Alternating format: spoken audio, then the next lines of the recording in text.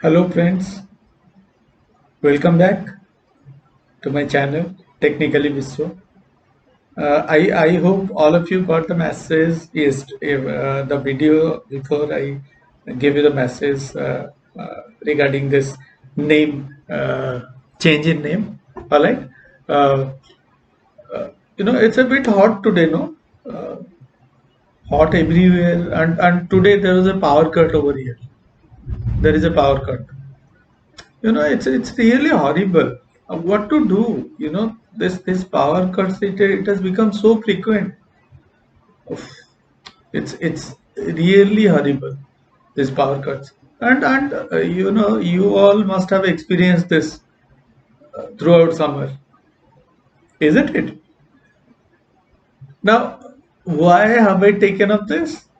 Why am I talking about this power cut when it's a video where I'm supposed to tell you something interesting, tell you something which is technical? Why have I taken this up? I'll tell you the reason why I started my lecture by saying, there is a power cut over here, it's so hot, so humid. you know I am uh, trying to tell you that these power cuts in coming days will be more and more frequent. We, like you and I, we can't do anything about it. We have to bear with it.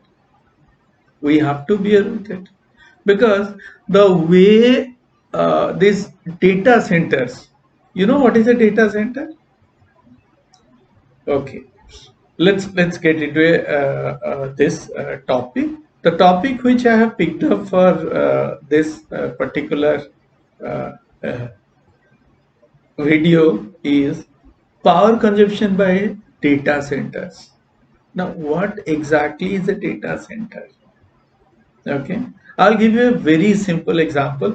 In one of those videos, I gave you just a bit brief about what is a data center. Let me tell you once again.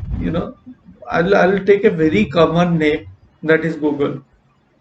Okay, just imagine the kind of traffic Google is managing every day. Again, this is something which you all know. It's nothing new. All right. Millions and millions of users around the world use Google services every minute. The amount of data that they generate, the amount of traffic that they generate is, humongous. It's really huge. It's beyond, imagination. That much of traffic they are, using. That much of power they are consuming. How? The moment you go for a Google search, do you think it is that easy going for a Google search? Now, for us, it is easy. Simply open Google, key in, what do you say, a few words, then press the search button. It immediately, within no time, it gives us the result. Amazing, isn't it? I was telling you that day. I was telling in that lecture also. Let's say there is zero downtime when it comes to Google. All right, how they do it? Well, step by step, let me get into this. Very first thing about this Google search is the moment you search for something, the search context is received by one of the Google servers. It receives it. And you know how many servers? Guess it? 100? 1000? 9 lakh servers. 900,000 servers Google is having throughout the world, and this is the official figure. And let's not count, we are not taking into consideration those servers which work as proxy. There are indirect means also. There are servers which are indirect servers. Google also uses them. Directly there are 900,000 servers around the world And this figure which I'm giving you is an estimate which was given in 2020. All right. So just imagine 900,000 servers dealing with your search request. And this search request, when you search for something, it's a different topic altogether. Let me just briefly tell you, when you search for something based on keywords, based on index, based on, so many different features are there, search features are there, Google search. All right. This request of yours is received by one of those servers, and in turn the server processes it. Okay. Now the amount of data that every single day a Google server handles is beyond. I mean, you can't imagine the kind of data flow that happens in Google servers. Well, it's a part and parcel of a search engine. No denying the fact, but being the number one search engine, being a search engine which is almost you can say 99%, 99.9% who use that search engine. There are so many others. There are so many other search engines also present. But when you look at search engines, when you look at a search engine, you will immediately, the name that pops up is Google. So we use it. But for a cost. Maybe we are not paying for it, but indirectly or directly, we all are paying for it. When I started my intro, I said it's too hot, too humid, there was a power cut. Okay, power cut maybe because of many reasons in your area. Maybe there is a power failure at one point because of which this happened. Maybe the weather is not good because of which there is a power cut. Maybe because of a transformer problem there is a power cut. There are so many different problems. But what I am driving at is, when we are looking at this power consumption, these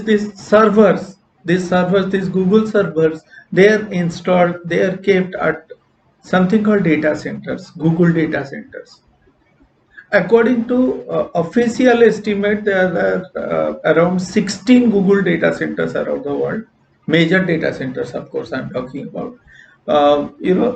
Some figures contradict that. They say 21 data centers are present, but let's not dwell into that. Multiple data centers are there throughout the world, Google data centers, and those data centers are having thousands of servers, high-end servers. Believe me, high-end servers, very powerful. All right. Two things that they constantly need. One is power, obvious, and the other one is water. I'll come to that in the second part. Okay. Now talking about power consumption. See, again, there are what do you say? Official estimates, unofficial estimate as far as power consumption by the Google data centers are concerned. But if you are to believe those figures, the overall figure says 260 terawatts of power. 260 terawatts of power. Just imagine this. With this power, you can keep 200,000 families. 200,000 families. I'm talking about 2 lakh families. They can get this power for 1 month, one entire month. 260 terawatts of power. Just imagine. This is the kind of power these these giant data centers that they consume. Okay.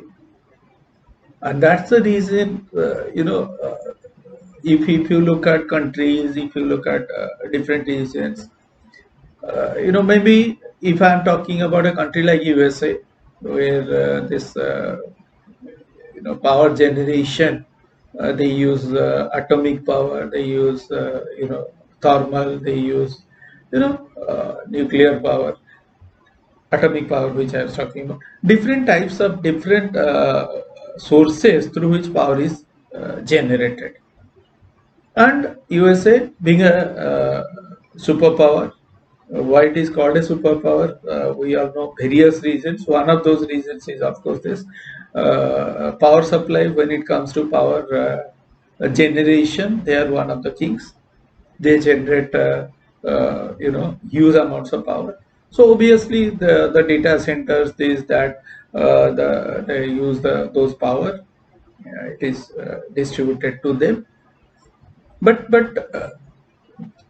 I was talking about Google data centers around the globe. I was telling you, it is around the globe. There are so many Google data centers, 16 or 21 data centers. If you look at it, if you look at all those countries, not all those countries are that self-sufficient when it comes to power generation.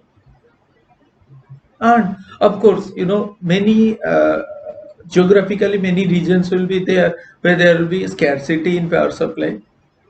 There will be some regions which will be, the power supply will be uh, sufficient.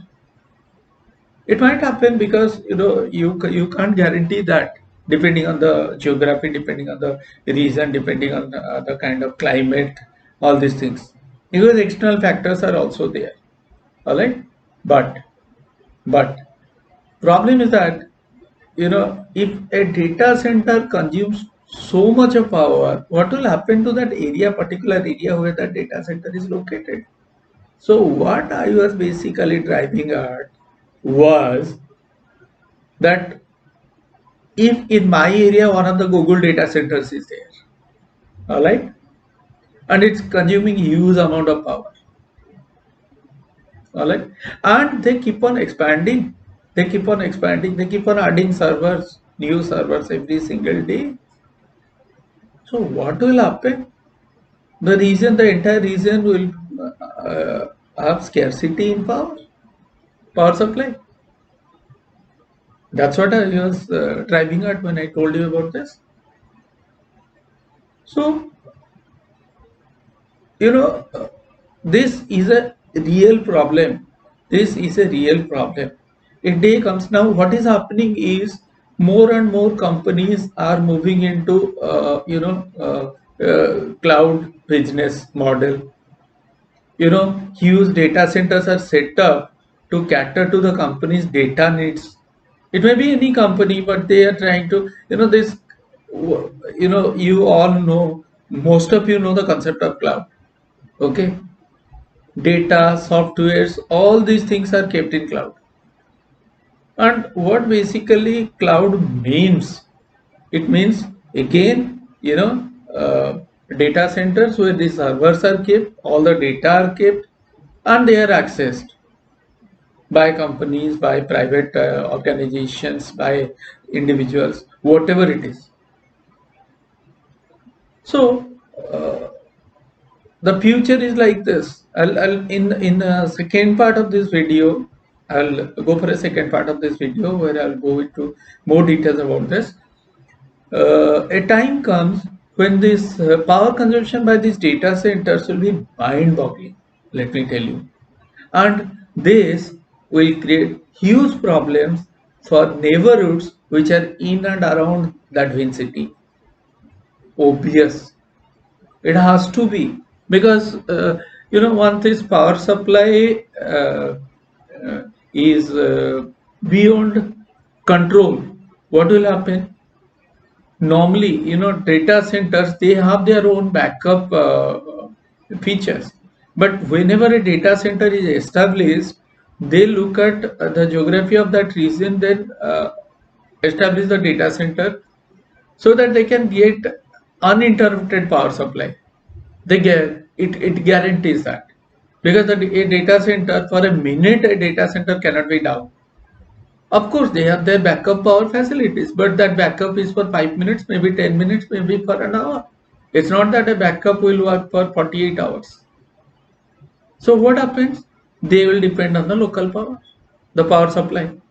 And since they consume that much amount of power, it will create a scarcity around that particular area where that particular data center is located, isn't it? And due to which you will have problems. Okay.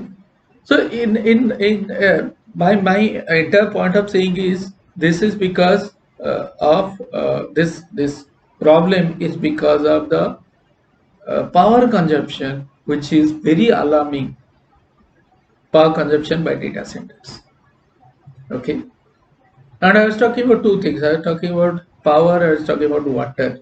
I'll give you a very simple example of water, of course, where they use it, data centers to cool the servers. Not that they will spray water on their servers. Cooling happens. There are cooling facilities in data centers. These cooling facilities, they use millions of gallons of water. Okay, I'll take it up from. You can get this on the internet also. Arizona, one of the areas, desert areas in the USA. Okay, what they did in 2019, I suppose, what they did is they in the front entrance of Arizona municipality office, the corporation office, they established a pyramid of jugs, pyramid of jugs containing water. Alright? Why they did that? To show the locals that look, you are consuming so much of water. It's a desert region. Of course, being a desert region, the water supply will be limited. It will be scarce. And that's what they were trying to tell the locals, that you are using so much of water. So conserve water. You need to conserve water. Since we are a desert area, we have scarce water supply. We have very limited water supply. You need to conserve water. But what happened? 2020, Arizona, one of the areas in Arizona where Google did a survey and they found that area to be very suitable for one of their data centers. So they suggested to Arizona authorities that will be setting up a data center as one of those places. I don't remember the name. Suddenly what you find, this entire campaign, save water campaign, it took a backseat. Why? Because no denying Google data centers. They can't deny this, establishing a Google data center, because not only will it help the area financially, it will also generate jobs for hundreds of thousands of people. So they can't say no to a Google data center. And every year Google is doing so. I just took the example of one company. You can very well count the number of companies, big companies that are in IT sector only. Only IT sector I'm zeroing on that. Okay, and the amount of power they must be consuming, the number of data centers, the number of servers they must be having. I just talked about Google. Think of Microsoft.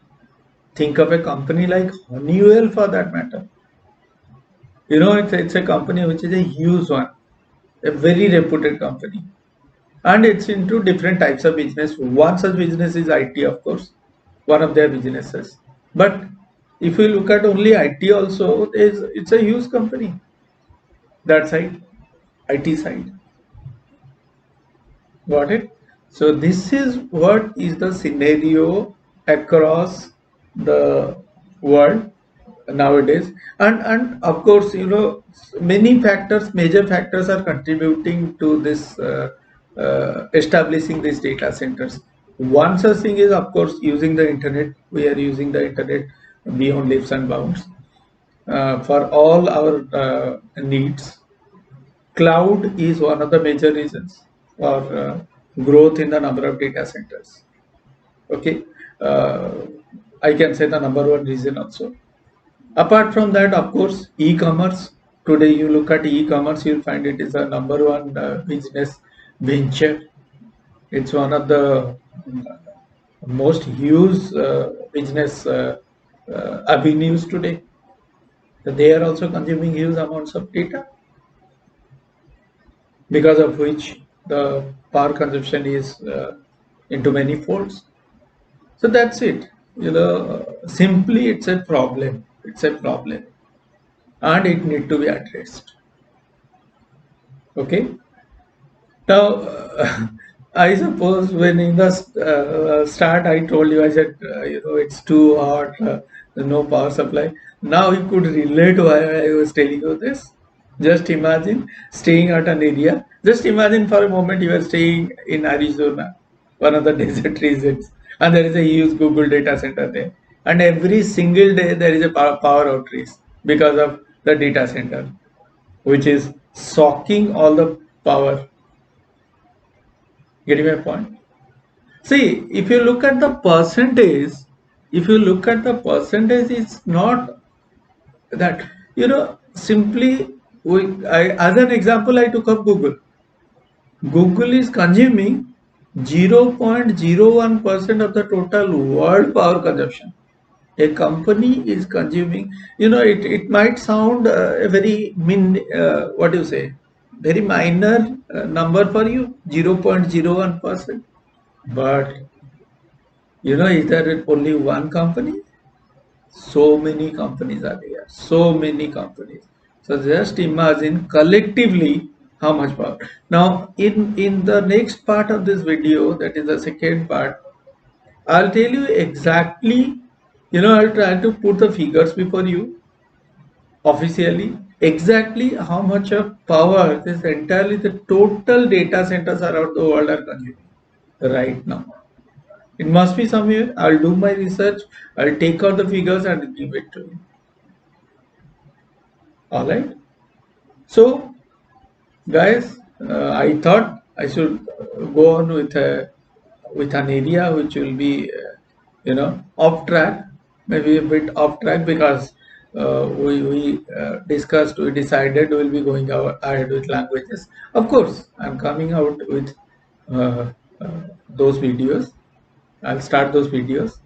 But for now, this was, maybe this is, I hope this will be helpful for you. You'll be, and this is interesting. You all friends, you all look into these areas. You'll be amazed how much knowledge you will gain. Uh, you know about this, about data centers, about cloud, about all these concepts. And I told you in the beginning in that impromptu video, if you remember my first video, I said we'll be picking up topics which are out of context also. I mean, why I said out of context? Because mainly I told you I'll be concentrating on languages and platforms, all right, like operating systems, etc. But this is it, this off track video. Anyway, friends, and thank you all for your suggestions. I am really every day I'm getting so many suggestions from you, directly on Facebook, maybe through Messenger. You all are, interacting with me over by phone. Thanks a lot for that. And please, it's my request to all of you, kindly pass this on, this link to your friends. Kindly tell them to visit this uh, page of mine, this channel of mine, and watch the videos. And please tell them to subscribe uh, and share. All right. With your cooperation only, I'm going ahead, and I hope in coming days we'll make it more interesting. Of course, I'll start using the board, the desktop facility, where I'll write programs for you, explain programs to you. All these things I'll be doing. Just wait for another 2-3 days. I'll start that. All right. Till that time, friends, take care, and I hope all of you will, appreciate this particular video, and please do give your feedbacks. Your feedbacks will help me immensely. Believe me, they will help me immensely to improve myself. to improve the contents and to make changes to whatever changes you suggest. I'll look at the best practices and I'll try to incorporate them. Thank you all. Till that time, take care. Goodbye.